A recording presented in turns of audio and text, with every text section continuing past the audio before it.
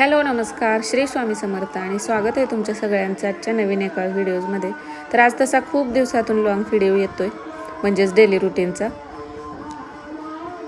तर संध्याकाळच्या 6 वाजल्या होत्या आणि 6-6:30 झालेल्या, वारं सुटलेलं.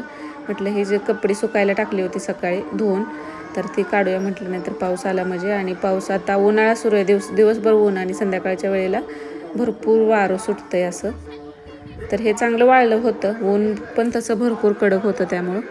तर हे हातरायचं वगैरे असं एक्स्ट्राचं आहे, हे जास्त यूज होत नाही. पण आता तो एक कप्पाचा आहे कपाटातला, ते सगळंच काढलं होतं. तर त्यातलं सगळं दुसरी ब्लँकेट पण आता कसं उन्हाळा संपला आहे, काय ती थंडी संपली, उन्हाळा सुरू झाला आहे. तर मग हे ब्लँकेट वगैरे पण सगळं आता धुवून यामध्ये ठेवायचं होतं. त्यामुळे म्हटलं अगोदरचं जे आहे ते सगळं आधी काढून धुवावं आणि नंतर मग आता राहिलेली ब्लँकेट 1-2-3 राहिलेत, ती पण यामध्ये धुवून ठेवायची होती. यात बऱ्यापैकी गोधड्या वगैरेच आहेत ज्या की कधी कधी यूज पडतात.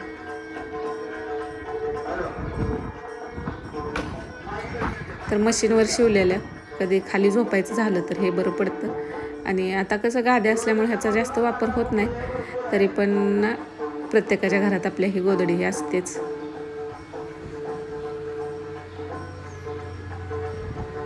आणि दसऱ्यात आपण धुतो त्यावेळी खरं तसं इतकं ऊन नसतं, पावसाचं वातावरण असतं. आता उन्हाळ्यात पाऊस आला तरी तो संध्याकाळच्या वेळेला येतो, दुपारी काही येत नाही. त्यामुळं अशी कपडे धुतल्यानंतर छान वाळतात.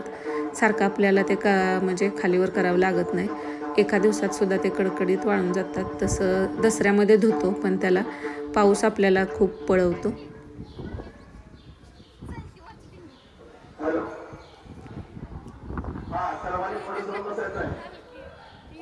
तर आता सप्ताह चालू आहे, त्यामुळं बाजूचा हा आवाज येतोय आणि ऐकायला नाही जरी गेलं तरी ना, अगदी सगळं घरामध्ये ऐकायला येतं.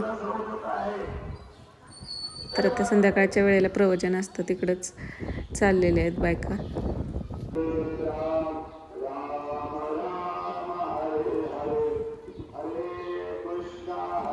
आणि आता दिवस लेट मावळतोय, 6:30 होऊन गेलत्या, तरी पण उजेड आहे. आणि आज सकाळी ना चुलीच्या हितलं हे सगळं, आता भरपूर दिवस झालं चुलीवर काही केलं नव्हतं.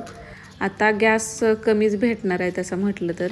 आता शहरात नाही तर आता गावाकडे कसं गॅस जरी नसला तरी चुलीवर वगैरे ॲडजस्ट होऊन जातं, पण शहराच्या ठिकाणी ते अवघड होतं.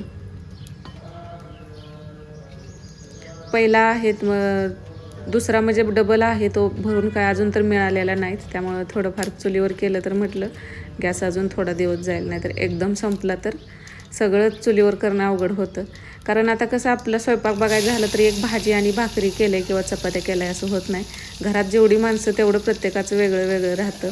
कुणाला चपाती, कुणाला भाकरी, आता लहान मुलं असलं तर ते त्यांचं तर मग 5-5 मिनिटाला त्यांना नवीन काय तर पाहिजे असतं. नाहीतर एक भाजी आणि भाकरी करायचं झालं तर चुलीवर होऊन जातं. आता सगळाच मसाला लागणार आहे ते मी एकत्रच इथं आणलं होतं. आणि वांगी, आता दारातलीच वांगी तोडली आणि छान त्याची वांग्याचीच आमटी केलेली होती. तर भाकरी करायच्या होत्या म्हणून अगोदर भाजी करून घेतली. आणि चुलीवर केलेल्या भाजीला सुद्धा चव वेगळीच राहते. चुलीवरचं जेवण तसं खायला टेस्टी असतं, पण थोडंसं करायला चूल, आता आपले चुलीसाठी सेपरेट रूम असेल तर मग ते बरं पडतं. पण आता ह्या दिवसात ना सकाळच्या वेळेला वगैरे वारं नसतं, तर करायला बाहेर पण छान वाटतं, पटकन होतं. आणि भाकरी चुलीवर केलेल्या छान लागतात. गॅसवरती आपण म्हणजे किती कडक भाजल्या तरी ना तशा होत नाहीत, जशी चुलीवरची चव असते तशी. फक्त चुलीवर हे सगळं म्हणजे आता कसं गॅसवर आपलं पटकन होऊन जातं, सगळं आपलं तिथंच असतं. हे चुलीला मग आत बाहेर करायचं थोडी मेहनत लागते. म्हणजे चुलीवर स्वयंपाक करायचं म्हटलं तर ते जाळ घालायचं, ते जळण असलं तर चांगलं, मग जाळ पण व्यवस्थित लागतो. आणि उन्हाळ्यात कसं सगळं सुकलेलंच असतं, त्यामुळं भाकरीसुद्धा पटकन झाल्या. 5-6 भाकरी मी करून घेतलेल्या.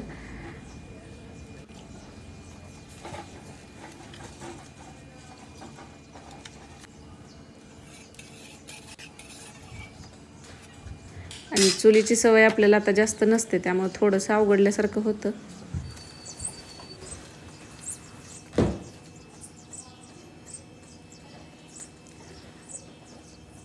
पूर्वी म्हणजे लहान असताना आम्ही तर म्हणजे त्यावेळी गॅस नव्हताच, सगळं चुलीवरच व्हायचं. पण त्यावेळी चूल असं अवघड काय वाटत नव्हतं, कारण ऑप्शनच आपल्याला दुसरा नसेल तर मग आपण आहे त्यात ॲडजस्ट करतो. पण एकदा की सुखसोयीची सवय झाली की मग आपल्याला पण असं म्हणजे जे सोपं पडतं आहे तेच त्याच्याकडेच आपला कल असतो. नाहीतर पूर्वी म्हणजे या अगोदर सगळ्यांचा स्वयंपाक मला वाटतं बऱ्यापैकी क्वचित एखाद्याच्या घरी गॅस असेल किंवा असायचा. आता घरोघरी गॅस आहेत. तर लगेचच ह्या एवढ्या भाकरी माझ्या करून झालेल्या. आणि नंतर चिंचा फोडून ठेवल्या होत्या ना, ते चिंचोकं भाजून ते भिजवून खायचं होतं, म्हणून ते इथंच होतं चिंचोकं बाहेर. ते लक्षात आल्यानंतर तव्यात टाकलं. ही भाजी पण छान अशी झालेली होती. नंतर लक्षात आलं रताळं पण आहेत आपल्याकडं, तर ती पण टाकूया. आणि आरात छान अशी रताळं भाजून निघालेली होती. आणि चुलीवरच्या जेवणाच्या भाकरीची आणि भाजीची म्हणजे साधी भाजी करा, त्यामध्ये कमी मसाला असलं तरी ना त्याची चव वेगळीच असते. तर इथं खिचडी बनवायची होती. तर खिचडीसाठी बटाटा अगोदर म्हणजे उकडून घेतला तरी चालतं, किंवा आपण असं तुपात जरी थोडंसं तूप टाकून मीठ टाकून झाकून ठेवलं तरी तो वाफेवरती शिजून जातो. तसाच शिजवते. थोडीशी मिरची कट करून पण टाकली आणि थोडीशी बारीक करून पण टाकली. आता बऱ्याच ठिकाणी खिचडीत ना जिरं वगैरे टाकतात, कोथिंबीर. आता प्रत्येक भागानुसार काही पद्धती राहतात, पण आमच्याकडे तरी कोणी गावाकडे इकडं जिरं कोथिंबीर असं खिचडीत टाकत नाही. बटाटा, साबुदाणा, हिरवी मिरची एवढंच राहतं यात.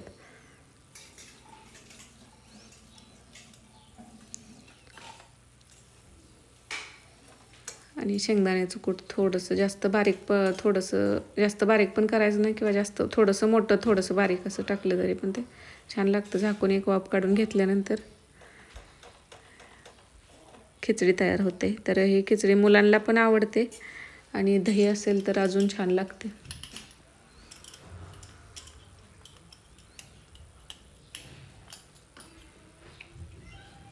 तर आता लॉंग व्हिडिओ तुमच्यासोबत शेअर करायचं म्हटलं तर म्हणजे असं वाटतं की म्हणजे तुम्ही व्हिडिओ बघता एवढा 8 मिनटाचा 9 मिनटाचा, त्यातून तुम्हाला पण काहीतरी शिकण्यासारखं असावं.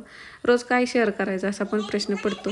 त्यामुळं मग सध्या थोडं शॉर्टच टाकते. पण बऱ्याच ताईंच्या कमेंट येतात की लॉंग व्हिडिओ पण अपलोड करत जा. पण जसं काही वेगळं असेल, स्पेशल असेल तर करतेच, किंवा एखादी रेसिपी ट्राय केली तर ती पण मी तुमच्यासोबत शेअर करते. आता उन्हाळं काम चालू केलं आहे, पण फक्त मी ते उपवासाच्याच चकल्या केलेल्या होत्या, बाकीचं करायचं आहे. तर त्याचे व्हिडिओ पण नंतर शेअर करेन तुमच्यासोबत.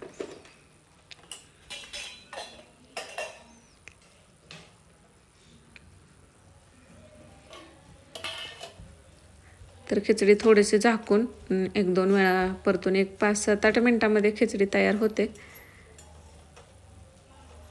तर असा होता आजचा व्हिडिओ. आवडला असेल तर लाईक करा, आणि चॅनलवरती नवीन असाल, अजून सबस्क्राईब केलं नसेल तर सबस्क्राईब करायला सुद्धा विसरू नका. तर भेटूयात परत एकदा नवीन व्हिडिओमध्ये. तोपर्यंत श्री स्वामी समर्थ.